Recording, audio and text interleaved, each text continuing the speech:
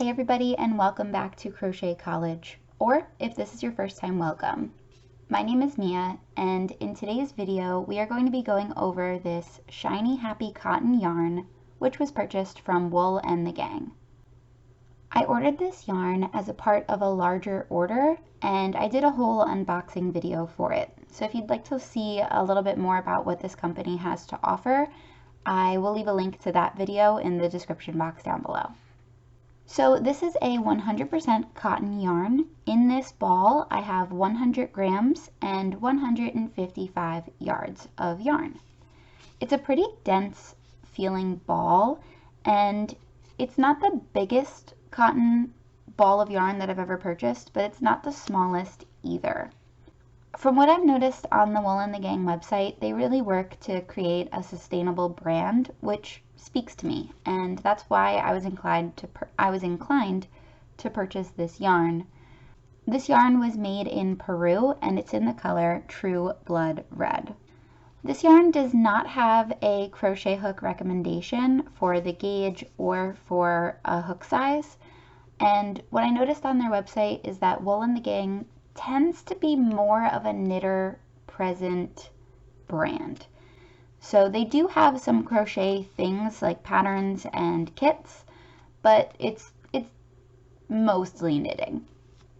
This yarn, they recommend that you hand wash it on cold under 30 degrees and then lay it flat to dry.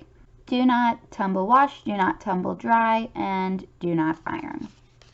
So let's get this off. Ooh, it came off really easy, which is nice. It doesn't look like they had any extra thing going on in the packaging, just these two held together by the paper.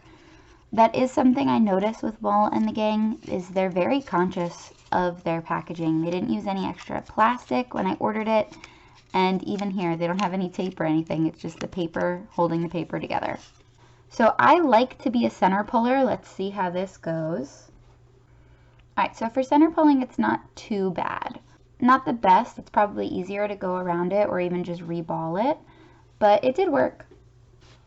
This yarn is so soft. It looks like it's spun just in one spinning. It doesn't look like it's double wound or anything like that, but it's very dense and soft. It's also a little bit thicker than a soft cotton that I'm used to.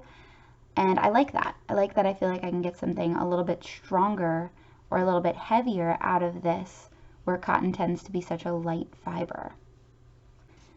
So since this yarn doesn't have a recommended hook size to create the gauge, I'm going to make my own.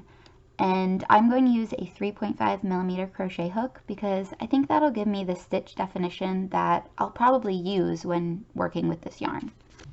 So in my hands here, I have a 4" by 4" swatch that I've worked up for myself. I used a 3.5mm crochet hook. There was no recommendation for hook size on this packaging, so I just went with a guess that I knew I would wind up liking. However, it's definitely smaller than needed for this yarn. If you were going to work up a drapey fabric, you're probably better off using a 4.5 or maybe even a 5.5mm crochet hook, because the yarn itself is spun in a way that makes it prone to splitting because it's got all of these loose threads in there.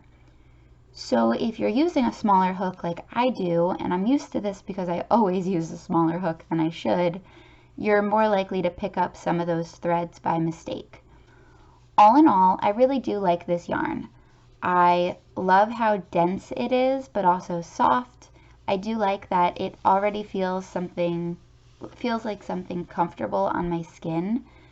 And I would be so happy to wear a sweater, a hat, a scarf, really anything made from this material.